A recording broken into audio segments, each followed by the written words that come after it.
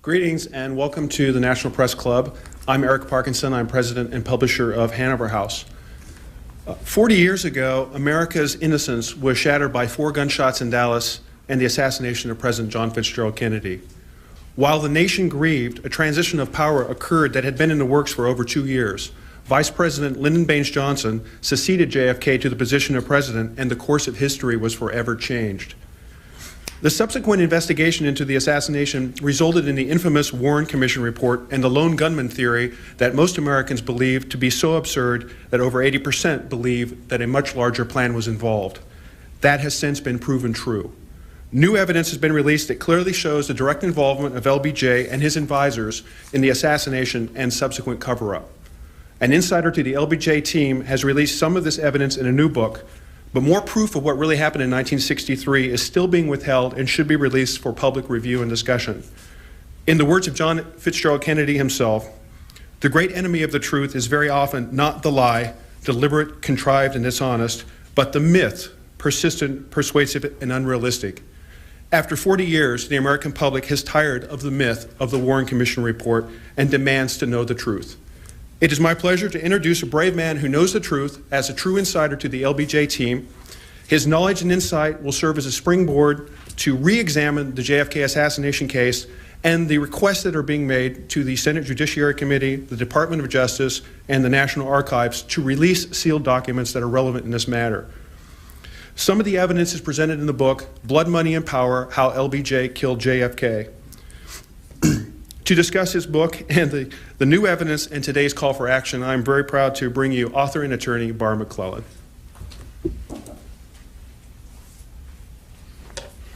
Thank you, Eric, and ladies and gentlemen, good afternoon. Thank you for being here. We are here because of the book I wrote, Blood, Money, and Power: How LBJ Killed JFK. I was fortunate to be helped by about 20 very qualified researchers, but the book is my responsibility, and I accept that, of course. The book is like many books. It has a beginning, a middle, and an end, a cover, but it's different.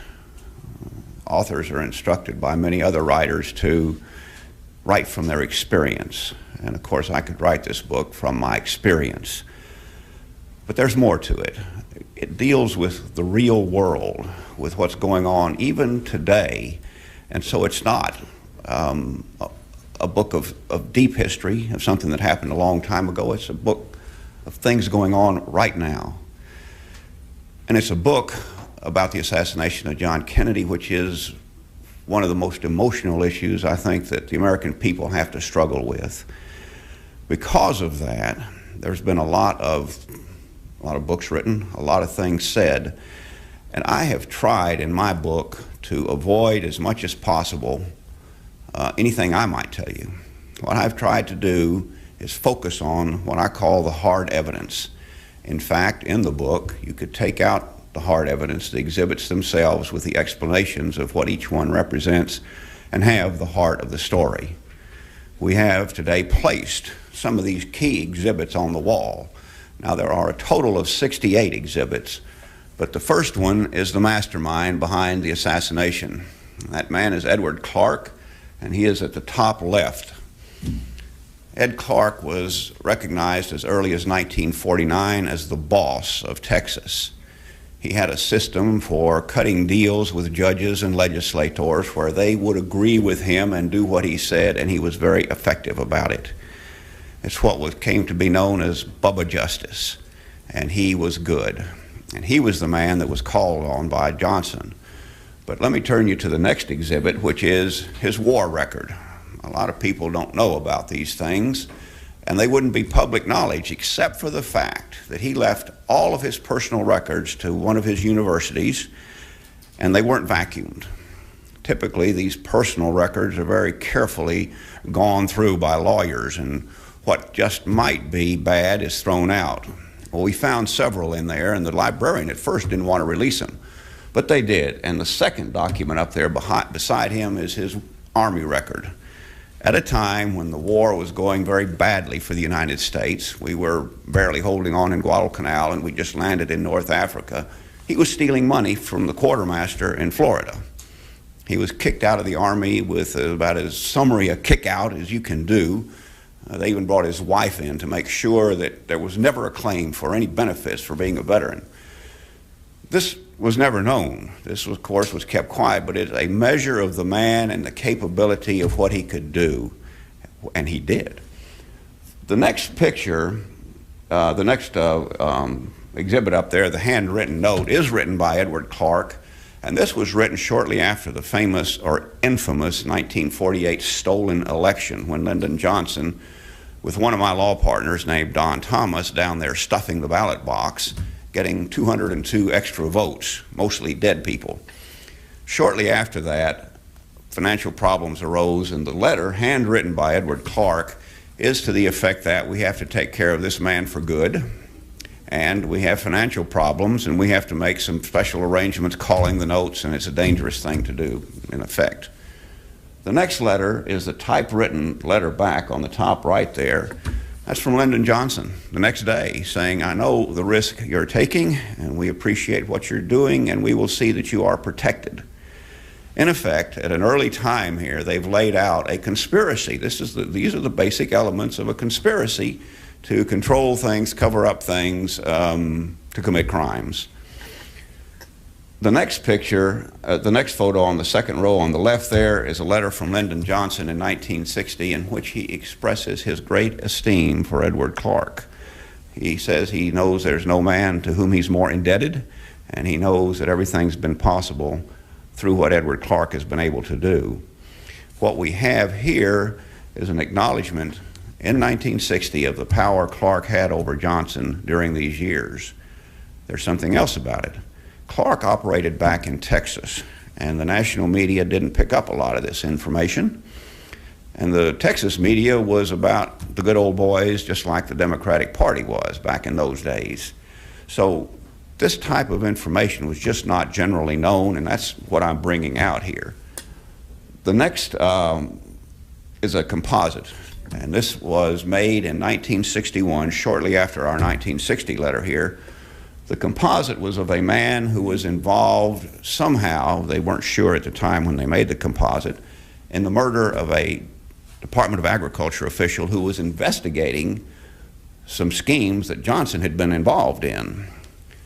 The composite was released, and I've put up there next to it a picture of Mac Wallace. And Mac Wallace is the key hitman we've been able to identify.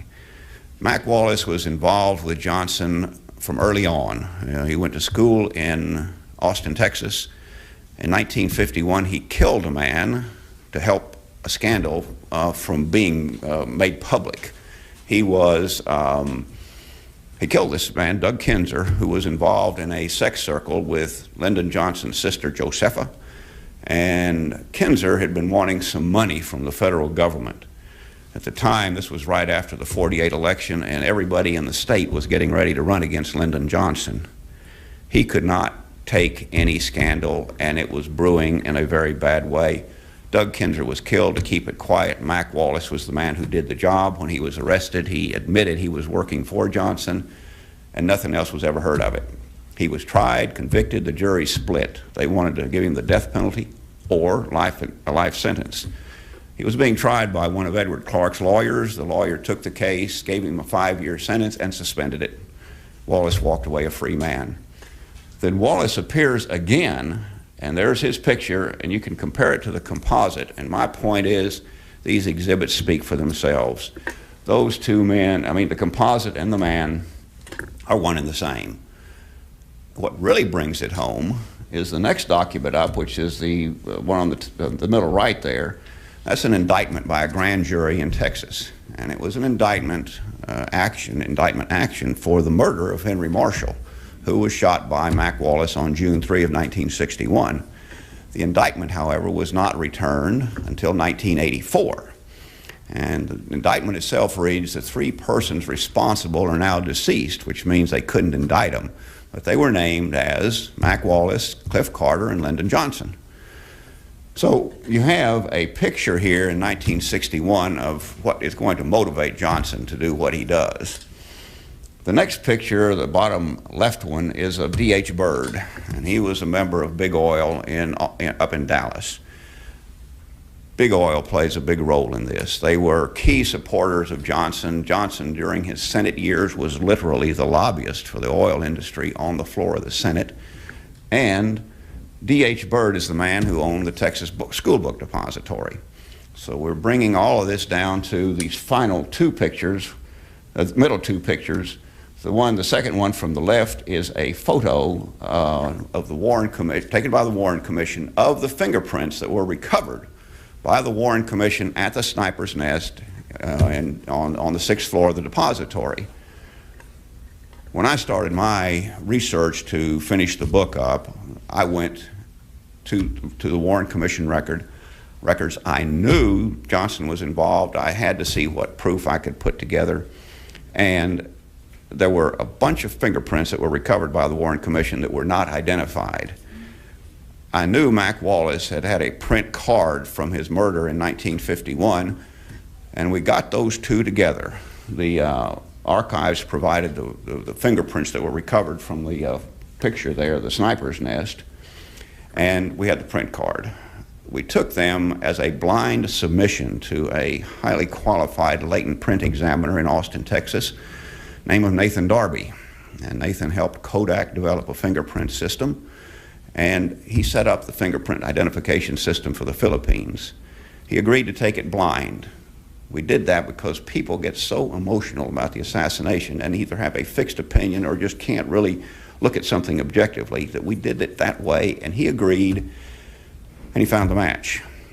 At that point, we knew we had the case we needed. I've been building up to, with these exhibits, to what else was going on, and there are more. But we had the heart of the case, and again, it's not what I can tell you, it's what these exhibits say.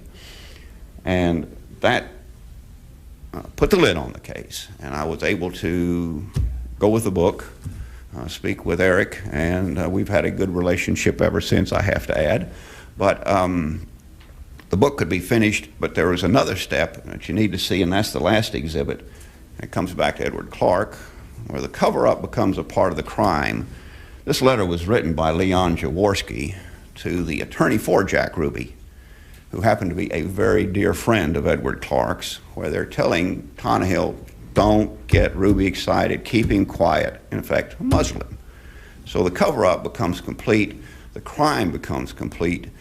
I've been able to lay out through these hard exhibits, which again is not anything I have to tell you, these are all public records. This is how it happened and how it falls together. Now, that's just, like I say, a good part of the book, of all the exhibits. The story itself to really be told, the facts to be brought out, to avoid theory and to deal with hard exhibits. I have to go back deep into Texas history, and we do that. To show how in early Texas history, at a time when Johnson and Clark were growing up, lynchings were common, people carried pistols all the time, and they were involved in these things. Then to get to their childhood, their growing up years, you can see how that violence remained a part of their lives. Johnson, had he been a juvenile today, would be a delinquent under today's standards. Probably the most brutal things he did, and this is well known, was killed a mule. It sounds like a simple thing, but back in those days, and even today, you don't go around killing domesticated animals, and he was mean.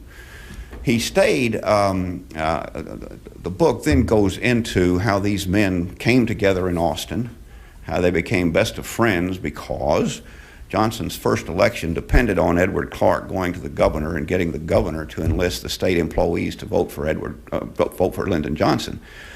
The point there was Lyndon didn't even get a majority then. He barely had 30%, and it was a plurality type election. But their relationship started then and continued all through Johnson's career. The next part of the book turns on the real beginning of the conspiracy, and the conspiracy really begins with the 1948 election when Don Thomas, who was Lyndon Johnson's business attorney and one of the two men he worked most closely with the law firm, went down to Alice, Texas and stuffed the ballot box. I've mentioned that, but that was, again, a part of getting this relationship as solid as it was. So And of course, Clark plays another important role in that particular election when the state Democratic Committee approves the candidates. Johnson wins by 1 vote, and that 1 vote was Edward Clark. So the conspiracy can really be traced to these early years, and you can see how these men still had this willingness to do anything, that crime was okay. The law really meant nothing. And as I mentioned, Clark had such a control on the judges. His deal was very simple with them. If it's a close case, you rule for me. I get to call it a close case. If I call for you, you talk to me. And he made sure they stayed happy by giving them gifts, poker winnings, money to family, money to friends. He had them wrapped. Why it was so important for all of Texas is this was in Austin. And at the time, most of your state laws were enforced only in Travis County. So Clark had a real stranglehold on the state that way to make his Texas justice, Bubba justice work, and he did. What I've also been able to bring in is what else started about this time, and that's the money machine. Johnson was getting ready to run for re-election, and he had to be so good that no one would run against him, and he was successful, and he raised so much money that they had to run it through Brazos 10th Street Corporation. Now this begins the money trail, which I don't think has ever been covered in any other review regarding the assassination. He brings in so much money that they can use it to buy back his ranch, put money in banks, buy land. In other words, he got very wealthy through the Texas election and political process. This brings us down to the conspiracy itself, and one thing the Warren Commission really overlooked was motivation. I think any criminal investigator will tell you one of the first things you do is look at who stood to gain. They almost refused to look at that. When they were formed up, 2 of the men came in, 2 members of the commission came in and said, first of all, lone nuts do it all the time. That cut off a conspiracy thinking. The second thing was, we're not a banana republic. I bring out in the book how we were a banana republic because Lyndon Johnson learned how to be one through George Parr down in the Texas Valley. We have then this motivation, and I've laid some of this out so far, but the big motivations Johnson had were twofold. When he was running the Senate, by 1960, he was recognized as the de facto president of the United States. And yet he has to step aside and let this young upstart named John Kennedy, who did not do any work in the Senate, become president. The flip side was the murder of Henry Marshall happened. During Kennedy's inaugural week, Johnson met with Billy Saul Estes, who was a promoter in agriculture back in Texas, and they knew they had to hush Henry Marshall. They wanted to talk to him and see if they could persuade him, and they sent Mac Wallace in to do the job.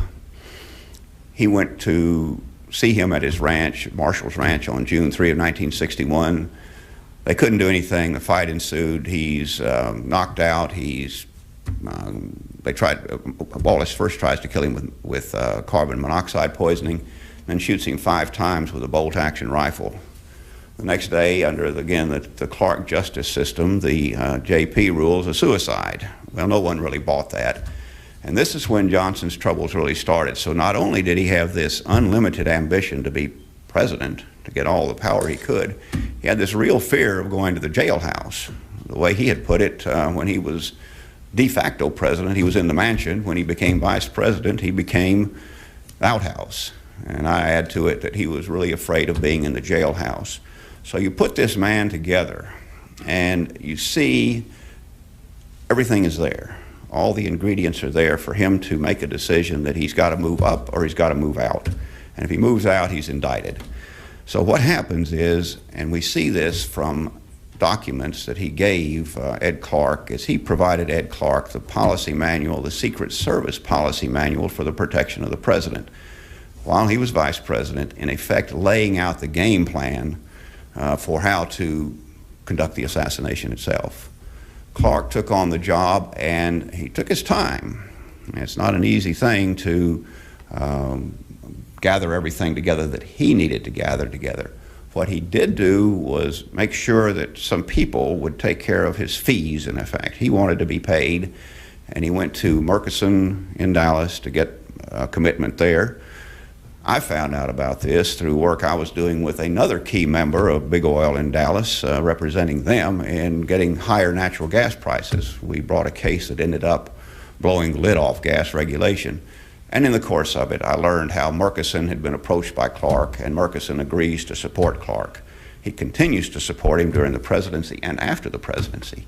But this puts all the ingredients into place, with Mac Wallace being called upon again, once again, to do the job. And we know how he operated. There was a witness who came forward. Lloyd Factor was his name, and a book came out on him. At the same time, I was completing my fingerprint research. This was all independent research, but Lloyd Factor is brought in by Mac Wallace. He's recruited at Sam Rayburn's funeral, and he is later tested to see if he can shoot, and he states that he was there at Dealey Plaza with Mac Wallace on the day of the assassination. We also know how Oswald came into the picture. He had come back from Russia, the Soviet Union at the time, and had been introduced to Russian expatriates in Dallas. Two of those people, good friends of Clark, and let him know about this outsider, this unhappy person who was willing to do anything. I also learned about him through Sam Ballin, who was a client of mine, and he was an oil geologist who met Lee Harvey Oswald and tried to get him a job. And Sam confirmed to me later that the connections were there, that Lee Harvey Oswald was brought into the picture that way. We have more. Just like Lloyd Factor was tested by Wallace, Oswald was tested by seeing if he could shoot Edwin Walker, a general who had been retired for being critical of John Kennedy or of the Democratic policies at the time. And he was there helping Oswald carry off the shot. After the assassination, we know that Oswald was there from the rifles testing that was done by the Dallas Police Department. And this came out through the court of inquiry. So all the stage is set now for the assassination itself, and the crime scene analysis that we were able to do, and I say we, these researchers I was working with, really puts it all together. There were 4 people involved. Oswald shot, and he was a patsy. Wallace was there, and he got 1 shot in. We had a missed shot, and we had a guy over on the grassy knoll area in the stockade. There's a stockade fence there going to the triple underpass, and he fired the fatal shot. We've reconstructed this from the crime scene, and we know 2 very important things. One is, how did Wallace get away? And it became apparent he got away by taking the same route Oswald did, only he moved quicker and faster. He knew he had to get out under cover of the shock, and he did. There was another man with him who helped him and made sure the stairwell was open. We know they were there because there were 2 men stopped by the Dallas Police Department immediately after the shooting. And he said, they told me they were Secret Service agents, and the badges that anyone who claimed to be a Secret Service agent could only have come through the vice president. Similarly, a Dallas police officer stopped a man over by the pergola there on the grassy knoll area in the parking lot. He too said he was Secret Service. And this was the shooter, and we haven't been able to identify him yet. We've named him Junior for now. We don't have the kind of proof we have with Mac Wallace of eyewitnesses and confessions and fingerprints. The Warren Commission knew those 3 men had been spotted by the Dallas Police Department, and the Warren Commission said there were no Secret Service agents on the ground at the time. They didn't do anything else about it. Seemingly by saying there were no Secret Service agents there, the men who told the Dallas Police Department they were Secret Service agents weren't there. But we know they were there. It was one other aspect of the Warren Commission study that was not looked into. So we have a complete picture of how the crime was conducted from a crime scene investigation itself. The shooting occurred, and the next step was what I've put in the title called Run.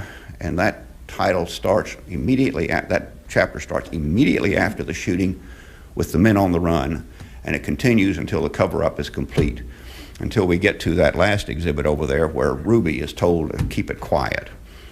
I haven't completed all the work bringing Ruby into it. We've had some recent news that he may have been communicating with Johnson as early as 1962, before the assassination.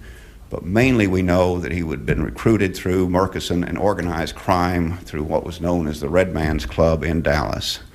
Other researchers have come up this close. We've got Ruby into the picture. He had to be brought in because Oswald was supposed to die in a blaze of glory.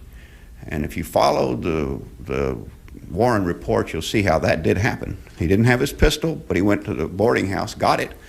First police officer he saw, he shot him. It was Officer Tippett. And when he gets to the Texas Theater to try and hide, he tries to shoot it out, and the Dallas Police Department, one officer was able to put his hand on the gun before it could be fired.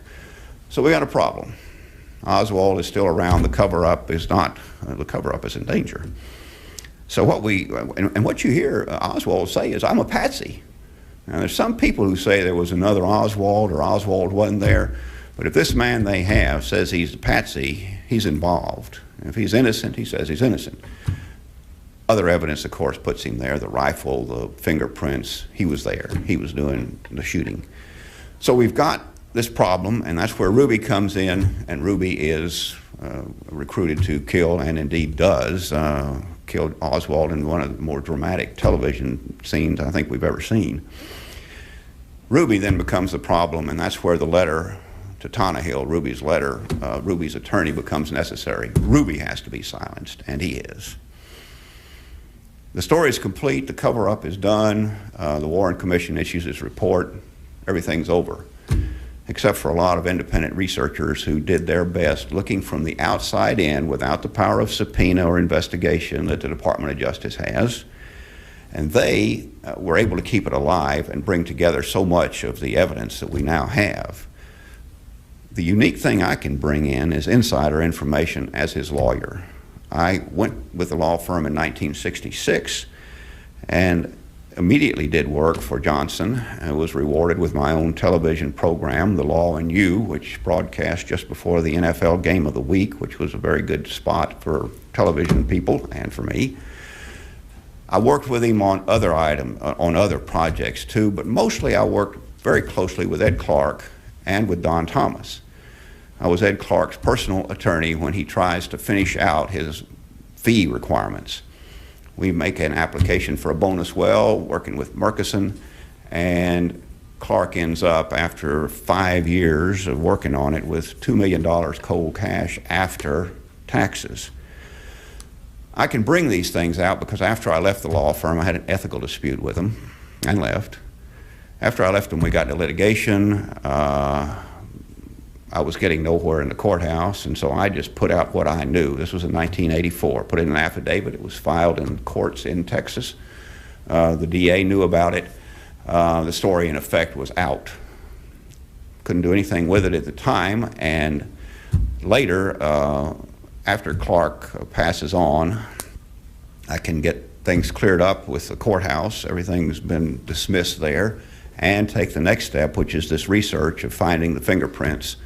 We present it. Well, let me stop. Again, I mentioned something about this dealing with the real world. When we had the fingerprints, and I guess this was the most emotional experience I had in the course of this whole event, this whole book. I knew we had to do one thing, and that's let the Kennedy family know. So we had this package together that was going to be taken to the authorities. Again, it's still an open case. But the first thing I had to do was send a letter to Senator Kennedy and let him at least know that this was coming out. And it's a very emotional thing and I didn't expect an answer. It was a courtesy more than anything. We've since got an indication we may have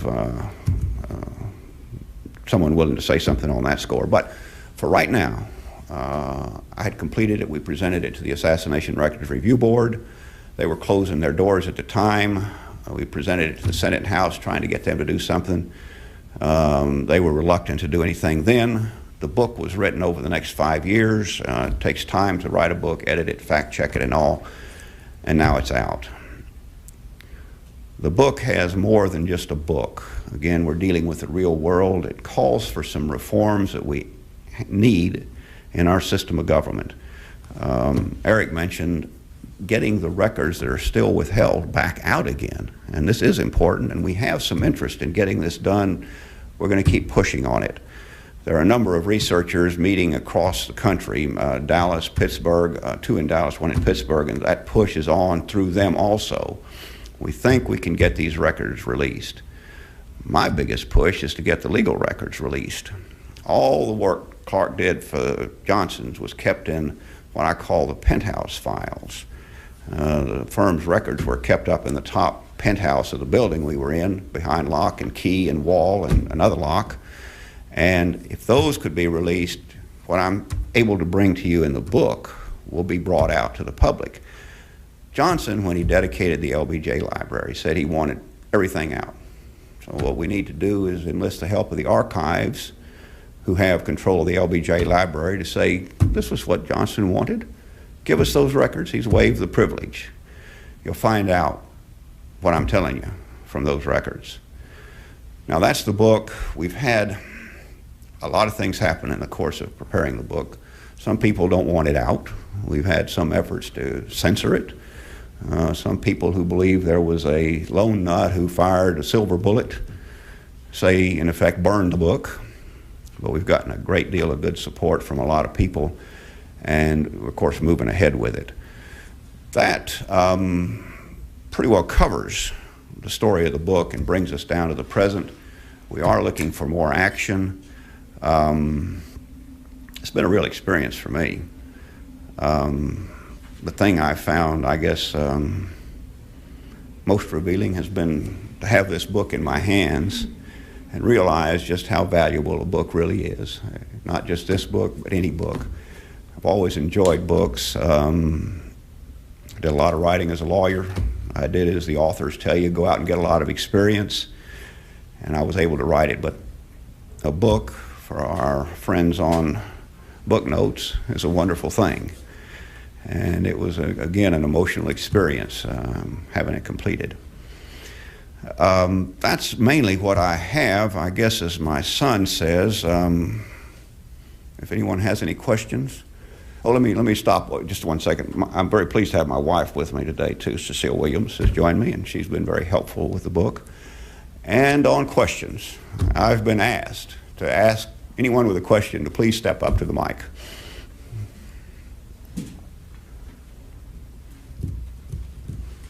Really, just can't ask the questions. Come back here. I'm Gary Cozell with the National Press Club. Two questions, two-part question. Number one, I came in a bit late. Was the book the foundation upon which this History Channel broadcast last night was based? No, it was not. The History Channel was recorded while the book was being written, but it was before the book was completed. Did you interview LBJ's so-called mistress as she was identified last night on that program? No, I didn't, but researchers I worked with have talked to her and have interviewed her. And she's confirmed the essential thrust of your book? Yes, she has. Now, she passed on, though, in June last year, but she put a book out before she died, Texas in the Morning, and it is available. One last question. Lots of conspiracy theories out there. You obviously come with a good degree of credibility, but what do you say to people that question your credibility and say this is just, it's wacko, as Nellie Connolly implied the other day when she was at a book fair in Austin? Well, you did raise another subject there, but first thing is, that's why I put these hard evidence together, these exhibits that you can't really quarrel with. You don't have to believe a word I say, but if you look at those exhibits, and most of them are new, the picture is complete. The best I can do is connect the dots and explain what was going on. Thank you. You mentioned you sent this to your findings to Senator Kennedy, but then you stopped short about what his response was or what you think it will be. What was his response when you sent this to him, and what have you heard from the Kennedys about this? Well, And the second question, I'll just ask the second question, sit down. You have two powerful sons here in Washington, and I'm wondering what they think about it and what their reaction is to it. Well, let me see if I can do it. First question, second question here. The Kennedys, I knew from their past practice, would not likely say anything, so I really didn't expect a response, but I felt that what we had deserved the courtesy of being brought to their attention. and we did do that.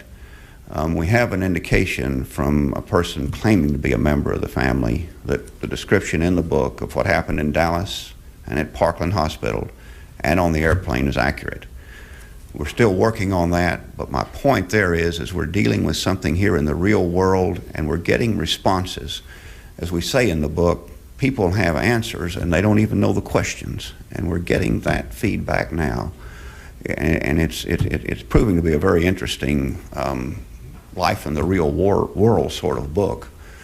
My sons knew that I was working on a book and have known about it for several years, because the book has been in the works for that long. They have not participated in any of the research or any of the writing, and they did know when we made the fingerprint match and the other evidence was presented to the Assassinations Records Review Board, but they didn't participate in any way, shape, or form. Again, it's my responsibility, and I'm putting it out under my signature.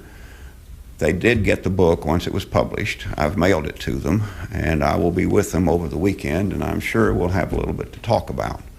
What I did find is their wives were more interested in the book than they were even. I think they're trying to figure out what their father is like and maybe learn about them. Any other questions?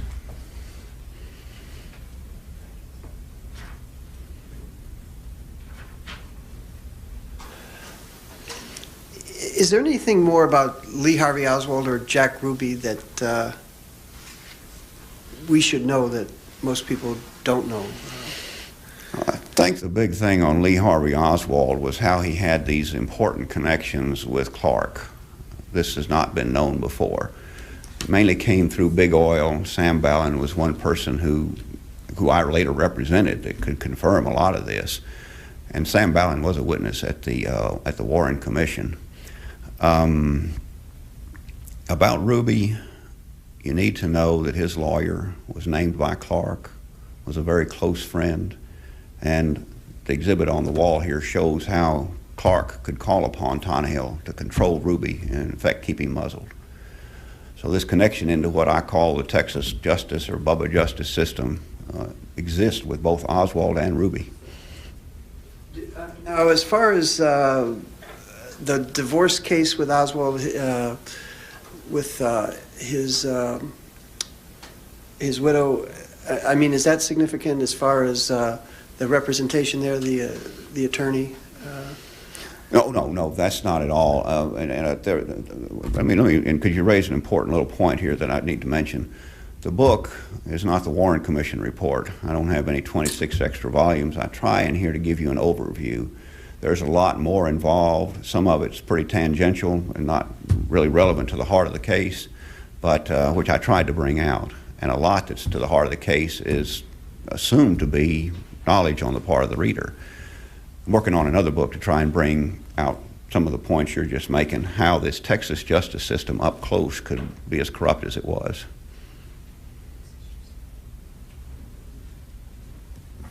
I have two questions. Thank you. First of all, what are the documents that you would like to see released, and what makes you think that those documents exist, and who would be releasing them?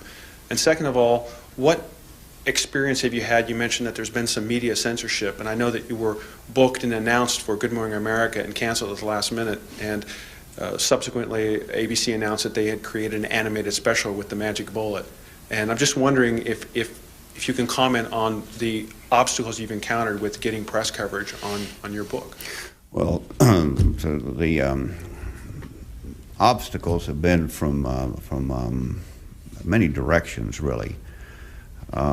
We've been successful in getting programs booked, and then once we announce them, we find them canceled. Eric mentioned the Good Morning America setting. That setting was announced, confirmed, posted on their webpage, and ready to go when they got word, apparently from above, to cancel it. Censorship is what we're dealing with here, I'm afraid, and we need to get around that. I've also heard it from some writers in the field. Gerald Posner says, don't buy the book, in effect saying burn it, but I don't know what he's afraid of. And I don't know what censorship has to do with getting this book out and bringing out these facts that are not available in any other way. which gets to the first part of your question. There are a lot of documents apparently still out there. The Assassination Records Review Board was successful in getting a good bit out, but the President's Foreign Policy Intelligence Board didn't turn its reports over. The Department of Justice and FBI held back records, and the CIA still hasn't answered some other key questions. Those we know of for sure, and the Warren Commission itself had about, I think it's 300 cubic feet of documents that it suppressed when it issued its report. Now, those supposedly have been released, but they've been redacted, which means the key information has been crossed out, and you really don't have anything there either. So the government itself has a vast amount, well, I better not say vast, because there is so much vast documents already, but there is a lot out there still that we need. And the strange thing is the government sitting over on the Hill has ordered the government sitting down Pennsylvania Avenue here to turn these documents over, and the government itself cannot get the government to release these documents. So we're calling on the government to do something. And again, we're not the only ones. A number of other people are. There's a lot out there, and we really need to bring it in. And again, I'll fall back on the lawyers' records. If we get those, you get the picture. Any other questions? What was the driving force for you to write this book? I think when it was all said and done, I had an agent who told me it would be a great story. But it is a good story, and I do want to tell it. And I've lived it. I think it's very important. And I try and bring this out in the book where what I'm really trying to do here is more is involved here than may appear on its face. The idea that a vice president would kill a president is foreign to the thinking of many Americans. In New York, I get asked the question, how could a vice president think that way? And I tell him, well, John, here's what happened. New York had a vice president in 1800 named Aaron Burr. And he killed, and he tried to take over the country and set up his own country, tried to do it. Aaron Burr grew out of this Revolutionary War where killing was okay, violence was an accepted way of life, dueling was okay. Flip forward about 150 years and you have a man of that same mentality that violence is okay, and you see it in Lyndon Johnson, you see it in Edward Clark. So they're willing to go ahead with it. And these things are important to approach, I think. I really ended up, as I was finishing the book, trying to understand it myself and come to some kind of an understanding that made sense. And I found one thing: fact and fiction books have a lot in common. Good fiction is good fact, and good fact makes good fiction. What we're really dealing with here, though, is power and how it corrupts. And some of the great novels and plays in history have addressed this question. And the one that came to my mind, I put it in the book here, is Hamlet, where he knows what has happened. His father, the king, had been killed, and his uncle had taken over. And he knew he had to do something for that. And the question he posed to himself was, to be or not to be? And people have wondered what he was really meaning. And I think when you see the end of the play, you see what he was talking about, because the kingdom was over, he was dead, and it was really an awesome step that he was trying to consider, and it did cause him pause. I think we have this same thing now here, and we just have got to face up to what happened, base it on these facts, more facts like I've been able to put on the wall here, and get an answer. Yes? A lot of the men, were that we know from this time period. I mean, they all really aspired to power. I mean, I've heard accusations that Richard Nixon knew much more than, you know, what has generally been known. And John Connally, you know, obviously was seriously contending for president, and Bobby Kennedy did that. Are there connections there that, I mean, as far as with the aspirations of these men, as far as are they guilty in any way that that hasn't been that they haven't been accused of?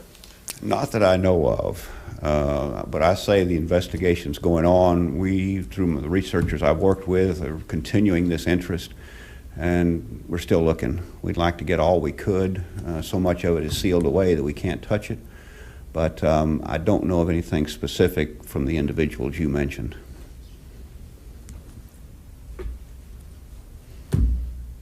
Anything else? Yes, ma'am. Actually, maybe the most known theory about the assassination of John Kennedy is the theory disposed by Oliver Stone in his famous movie. So what the difference, because it's about a conspiracy about the CIA, the mafia, the Cubans. So what is the difference with your book besides, the responsibility of Lyndon Johnson? Well, let me explain, because you see there's not that big a difference. Oliver Stone did come out with a movie that was critical to keeping the investigation going, to set up the Assassination Records Review Board. He never named any one group. As you mentioned, there were several, but he did not exclude Lyndon Johnson. What I'm bringing in is how Lyndon Johnson had this interest, and when I mentioned earlier, Edward Clark made sure he had support. He talked to, and we've been able to track it both to Dallas and to Houston, to make sure that he had the support of Big Oil. And through Big Oil, because a lot of people don't know this, but a lot of their money went into the military-industrial complex, and through Brown and Root. So you had these major economic interests that were aware that something was going to happen. But Clark kept the assassination very, very close. In other words, very few people that were involved and really knew about it. What he did was what he's done for years and years, and that's give what's called insider information. And the more vague he made it, the bigger it was. His friends knew that. And he couldn't tell them some things because they had to have what's called credible deniability. In other words, if crimes were charged, he couldn't tell them, well, I recommended you buy some of Texas Eastern natural gas pipeline because it's going to go really going to go up. But these things were going on. It was insider's approach, and Clark was so trusted by these men. And what they were really feeding on is not so much the specifics like the Vietnam War, but a general unhappiness with the way Kennedy was trying to build peace and work some sort of a living relationship with the Soviet Union. They did not want this to happen. I mentioned Edwin Walker earlier. He was one person that went over the wall, so to speak, overboard on it. There were others, and there was this deep-seated feeling that a lot of people had, and they were very powerful people, and they didn't want John Kennedy around. They did not like the way he was taking the country. But Lyndon Johnson was a part of the chain, or he's the main responsibility in John Kennedy assassination? The best explanation I can give it is that there was this bonfire ready to go off, and Johnson became the spark because of the deep problems he was facing, both in not having any power and being threatened with imprisonment. And when he could talk to Clark and get Clark to go to work to make sure that what would be done would be okay, without giving out any details, it happened. I try and bring that out in the book too, this almost subtle world that exists among these men with great power, where they don't say, here's what we're doing, blah, blah, blah, and lay it out 1, 2, 3, but they know, something's going to happen, and it does. Yes? Just wondering, is there anything in your book about the fact that Earl Warren did not take Jack Ruby to Washington to testify? Otherwise, would it be your opinion that Warren was told not to have Ruby come to Washington? Or I don't know if you can shed any light on that in your book. I mentioned that very briefly, but the only thing Earl Warren was, and I think a respected jurist, but why he didn't do more is beyond me. Part of it was the other members of the commission were pretty much set in one way, and he probably couldn't have made any change there. He went to see the Ruby polygraph exam, and Ruby failed it. And yet, Earl Warren did nothing to follow up with what you were just talking about. I don't go into that very deeply, but I do mention that most members of the Warren Commission over the years agreed they had not done a good job and wished they'd done a much better job.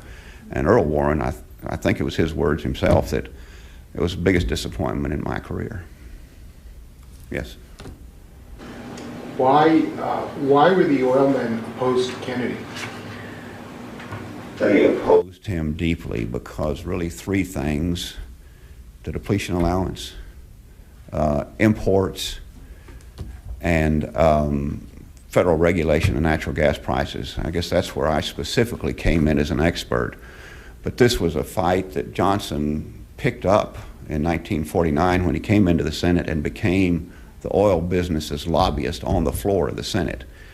The Senate knew that if they wanted to do anything with depletion allowance, imports, or natural gas, they had to go through Johnson, and it was a bitter fight. Johnson was the one, though, by keeping them from having any of these changes made that were trying to be made that turned the oil multimillionaires into billionaires in the 60s. I'm trying to understand, you worked as a lawyer in Texas. And I guess you were representing these same interests, these oil interests. Indeed, I was. This is what I alluded to a little bit earlier. I represented Aztec Oil, which had a really big case going, and we managed to lift the lid on natural gas prices. The value of the company went from $8 a share in 2 months to something like $160 a share. It was that kind of a change. Shortly after that, the Federal Power Commission pretty well pulled back from regulation, set a national rate, and then it disappeared. But Aztec Oil was owned by Wofford Kane, who was a founding member of Big Oil, grew up in Athens, Texas with Clint Murkison.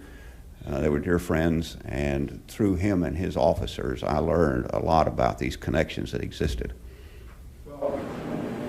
So you moved from working for Big Oil to trying to expose this. Well, it became a necessity, yes. I had a falling out with my partners. They wanted me to represent a company, Lovaca, that was stealing left and right, where I'd been representing most of the other companies in Texas against them. They asked me 3 different times in the course of about an hour to sign this document, and I refused, saying we had a conflict and I wasn't about to. And that's when they took it to Clark, and he sent the word back to me that this is something Leon Jaworski wants, and whatever he wants, he gets. And I still didn't sign, and I left the firm shortly after that. So I was, that would have been about 1976. I have to equivocate a little because when I left the law firm, I left everything. I thought it was protected by the privilege, and I couldn't touch this information.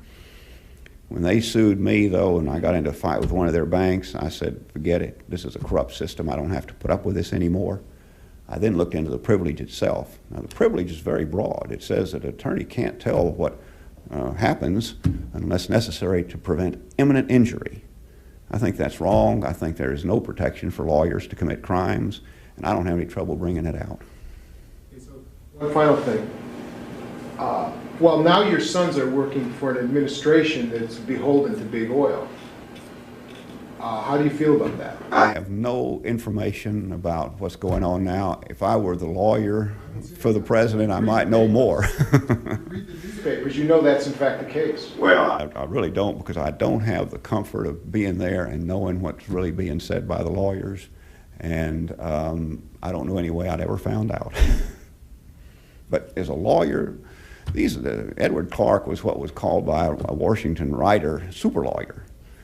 And these guys know what's going on, and they're the ones I think you'd have to ask that question. I can't tell you what's going on now. Most of these men that were really ruthless have disappeared from the scene, and I guess the safest comment is the one my son makes. I just can't make a comment on it. You seem to be more assertive than any writer I've read about Johnson, that you're claiming that he was never a religious man. And you said that he would have a refrain, if I can't touch it, it ain't real. And then you're claiming that he really, at times, believed he was God himself. But you said in his last days he did get some religion, and then that was part of the torment that he was in personally? Yes. Excuse me, yeah, but that's right. When he left the presidency, he was a broken man in deep depression brought on by his paranoia. Lady Bird, that's when he and Lady Bird really became close. And she tried to help him, and a private psychiatrist was brought in and did, in effect, help him get rid of his demons and prepare him to meet his maker. So he did get religion then. But when he referred to himself as, hell, boys, don't you know I am God? He was not taking any supreme being with any respect except himself.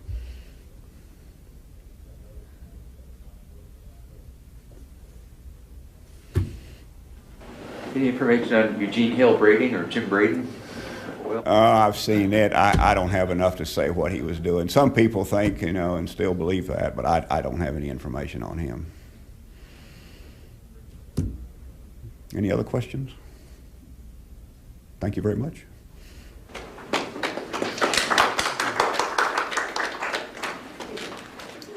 Calling the notes, and it's a dangerous thing to do, in effect. The next letter is the typewritten letter back on the top right there. That's from Lyndon Johnson the next day, saying, I know the risk you're taking, and we appreciate what you're doing, and we will see that you are protected. In effect, at an early time here, they've laid out a conspiracy. These are the basic elements of a conspiracy to control things, cover up things, to commit crimes. The next picture, the next photo on the second row on the left there is a letter from Lyndon Johnson in 1960 in which he expresses his great esteem for Edward Clark. He says he knows there's no man to whom he's more indebted, and he knows that everything's been possible through what Edward Clark has been able to do. What we have here is an acknowledgement in 1960 of the power Clark had over Johnson during these years. There's something else about it. Clark operated back in Texas, and the national media didn't pick up a lot of this information. And the Texas media was about the good old boys, just like the Democratic Party was back in those days.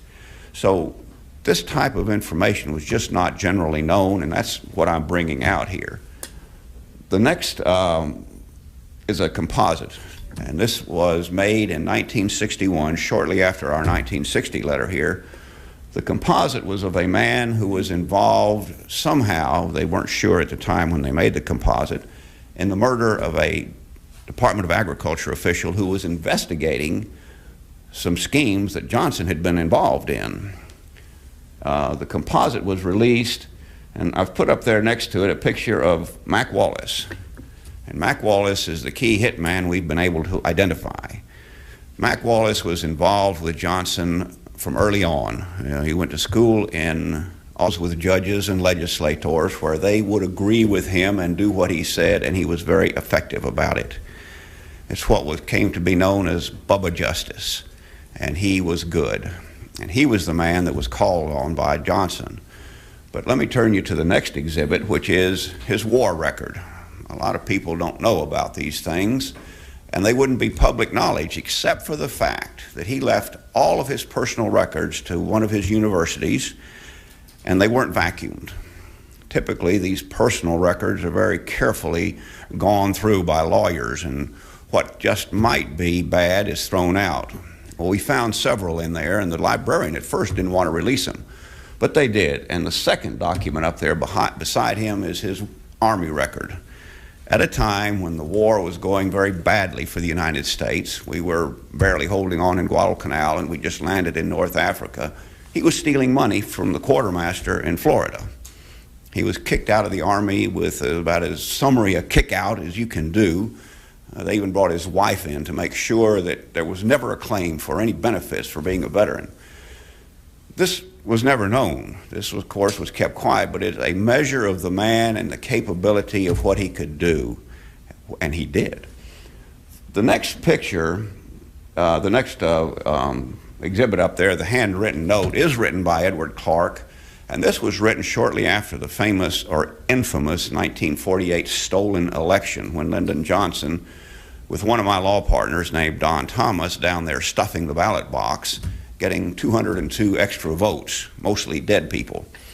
Shortly after that, financial problems arose, and the letter, handwritten by Edward Clark, is to the effect that we have to take care of this man for good, and we have financial problems, and we have to make some special arrangements. Greetings and welcome to the National Press Club. I'm Eric Parkinson. I'm president and publisher of Hanover House. 40 years ago, America's innocence was shattered by 4 gunshots in Dallas and the assassination of President John Fitzgerald Kennedy. While the nation grieved, a transition of power occurred that had been in the works for over 2 years. Vice President Lyndon B. Johnson succeeded JFK to the position of president, and the course of history was forever changed. The subsequent investigation into the assassination resulted in the infamous Warren Commission report and the lone gunman theory that most Americans believe to be so absurd that over 80% believe that a much larger plan was involved. That has since been proven true. New evidence has been released that clearly shows the direct involvement of LBJ and his advisors in the assassination and subsequent cover-up. An insider to the LBJ team has released some of this evidence in a new book, but more proof of what really happened in 1963 is still being withheld and should be released for public review and discussion. In the words of John Fitzgerald Kennedy himself, the great enemy of the truth is very often not the lie, deliberate, contrived, and dishonest, but the myth, persistent, persuasive, and unrealistic. After 40 years, the American public has tired of the myth of the Warren Commission report and demands to know the truth. It is my pleasure to introduce a brave man who knows the truth as a true insider to the LBJ team. His knowledge and insight will serve as a springboard to re-examine the JFK assassination case and the requests that are being made to the Senate Judiciary Committee, the Department of Justice, and the National Archives to release sealed documents that are relevant in this matter. Some of the evidence is presented in the book, Blood, Money, and Power: How LBJ Killed JFK. To discuss his book and the new evidence and today's call for action, I'm very proud to bring you author and attorney Barr McClellan. Austin, Texas. In 1951, he killed a man to help a scandal from being made public. He killed this man, Doug Kinzer, who was involved in a sex circle with Lyndon Johnson's sister, Josepha. And Kinzer had been wanting some money from the federal government. At the time, this was right after the '48 election, and everybody in the state was getting ready to run against Lyndon Johnson. He could not take any scandal, and it was brewing in a very bad way. Doug Kinzer was killed. To keep it quiet, Mac Wallace was the man who did the job. When he was arrested, he admitted he was working for Johnson, and nothing else was ever heard of it. He was tried, convicted, the jury split. They wanted to give him the death penalty or a life sentence.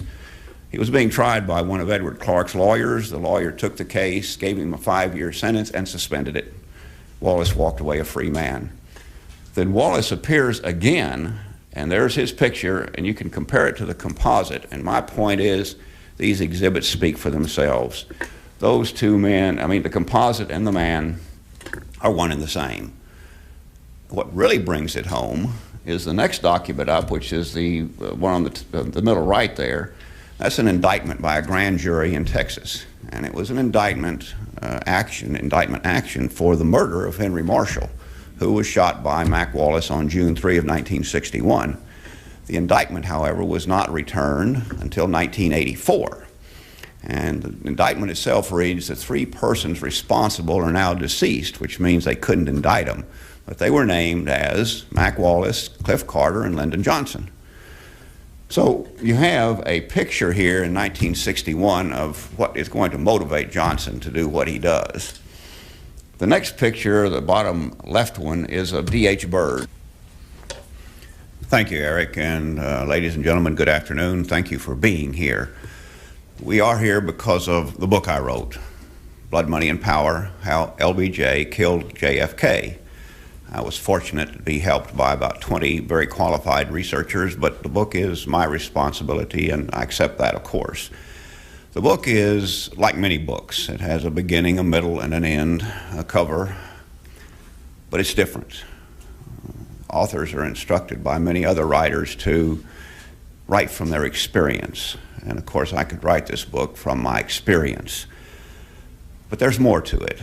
It deals with the real world, with what's going on even today, and so it's not a book of deep history, of something that happened a long time ago. It's a book of things going on right now. And it's a book about the assassination of John Kennedy, which is one of the most emotional issues I think that the American people have to struggle with. Because of that, there's been a lot of books written, a lot of things said, and I have tried in my book to avoid as much as possible anything I might tell you. What I've tried to do is focus on what I call the hard evidence. In fact, in the book, you could take out the hard evidence, the exhibits themselves with the explanations of what each one represents, and have the heart of the story. We have today placed some of these key exhibits on the wall. Now, there are a total of 68 exhibits, but the first one is the mastermind behind the assassination. That man is Edward Clark, and he is at the top left. Ed Clark was recognized as early as 1949 as the boss of Texas. He had a system for cutting deals